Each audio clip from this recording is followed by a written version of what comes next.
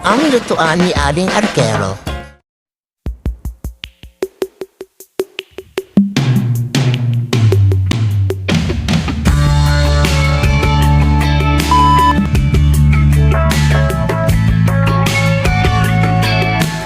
Unang hakbang!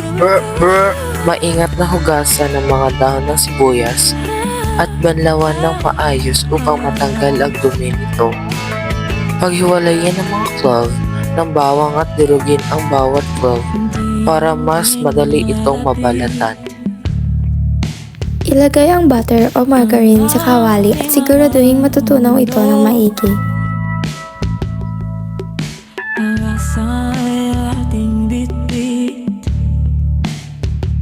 Ang pangalawang hakbang naman, ilagay ang bawang at gisahin ito hanggang sa ito ay magkulay brown. At sa pangatlong hakbang, ilagay ang oyster sauce, ngunit nakadepende ito sa magluluto kung lalagyan ito o hindi. Ang pang-apat ay pwede mo na itong lagyan ng Sprite.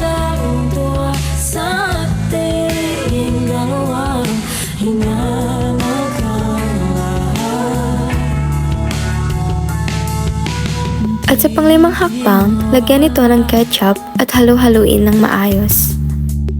Ang iyong mga salita, dahang-dahang naglalaho. At sa pang-anim na hakbang, maaari mo na itong lagyan ng asukal.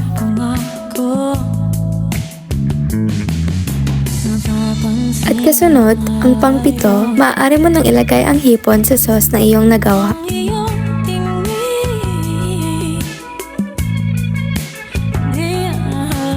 At dumako tayo sa pangwalo. Takpan ito at hayaan lang maluto at pagkaraan ng ilang minuto, pwede mo na itong balikan.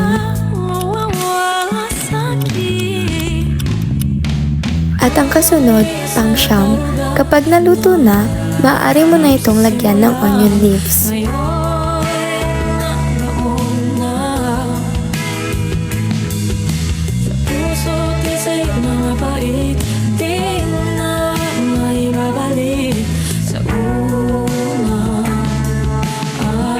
At ang pangwahas o huli, ilagay ito sa lalagyanan at pwede na itong kainin. Ang bait at ang sakit na